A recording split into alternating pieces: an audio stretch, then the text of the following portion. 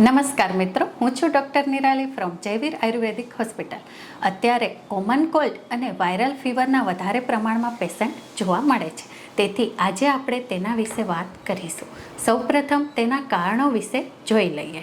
જેમ કે વાતાવરણમાંનો ભેજ, ફ્રીજનું ઠંડુ પાણી અને આઈસ્ક્રીમ જેવા ઠંડા પદાર્થો, ગમે તેવા તેલમાં તળેલી વસ્તુઓ, તહેવારોમાં વધારે પડતા મીઠાઈનું સેવન કરવું, વરસાદમાં પલળવું વગેરે. હવે આપણે તેના લક્ષણો જોઈએ.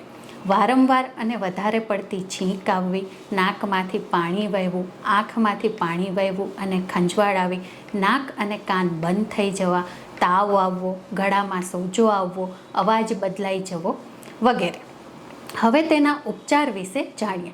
આયુર્વેદમાં સૌપ્રથમ કહ્યું છે કે નિદાન પરિવર્જન, એટલે કે જે કારણોથી કોમન કોલ્ડ થાય છે તે કારણોને અટકાવવા જોઈએ.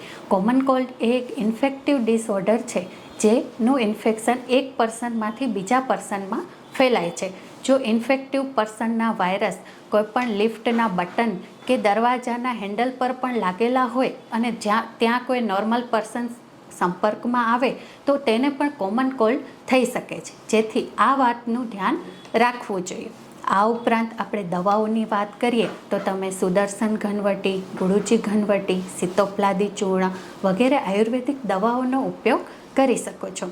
આ ઉપરાંત તમે સૂંઠ, હળદર, ગુડુચી ચૂર્ણ, સુદર્શન ચૂર્ણ વગેરે દ્વારા સિદ્ધ સાધિત જલનો ઉપયોગ પણ કરી શકો છો.